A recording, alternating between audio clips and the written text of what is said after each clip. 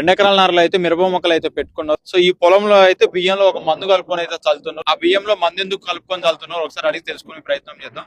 నాగిరెడ్డి గారు, ఈ బియ్యంలో మందు కలిపినారు కదా, ఏ మందు కలిపినారు ఇందులో? ఇది బేరీ కంపెనీ వాళ్ళది గౌచో ఉంటది. బేర్ కంపెనీ వాళ్ళది గౌచో మందు కలుపుకున్నారు. ఆ. ఎందుకు చల్లుతున్నారు మరి ఈ మిరప మొక్కలకి? ఇది మిరప మొక్కలకి ఏరు పురుగు వస్తుంది, ఉమ్.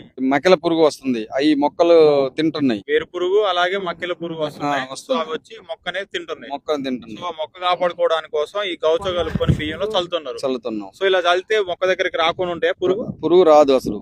పురుగు చనిపోద్ది కూడా. అది బియ్యం ఎర్రగా ఉంటున్నాయి కాబట్టి పురుగు కూడా అది నాకుతుంది, చనిపోద్ది అమ్మటే. సో మరి ఇది ఎన్ని కేజీలు బియ్యానికి ఎంత మంది కలుపుకోవాలి ఒక ఎకరానికి? ఒక ఎకరానికి వచ్చేసి 100 గ్రాములు గౌచో, 10 కేజీలు బియ్యం, 1 లీటర్ వాటర్. 1 litre water. ఆ, సో కలుపుకొని ఎప్పుడు చల్లుకోవాలి? ఎప్పుడు చల్లుకోవాలి ఇది?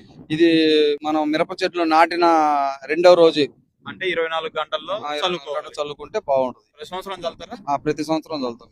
సో మిరప తోట వేసే వాళ్ళు ఆ గౌచో మందుని బియ్యంలో కలుపుకొని చల్లితే పురుగు అనేది రాకుండా ఉంటుందా లేదా అనేది కానీ కింద కామెంట్ లో తెలియపరచండి. Thank you for watching.